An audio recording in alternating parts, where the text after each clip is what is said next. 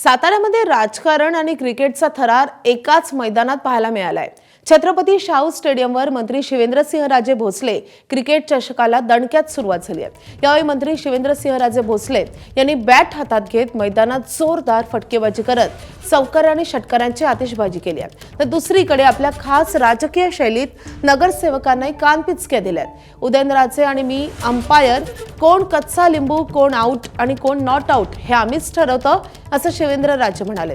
तर सातारा नगरपालिकेत काही दिवसांपूर्वी मंत्री शिवेंद्रसिंहराजे भोसले यांची नगर विकास आघाडी आणि खासदार उदयनराजे भोसले यांची सातारा विकास आघाडीच्या नगरसेवकांमध्ये खडाजंगी झाली होती। यानंतर मंत्री शिवेंद्रसिंहराजे भोसले यांनी फटकेबाजी केली आहे।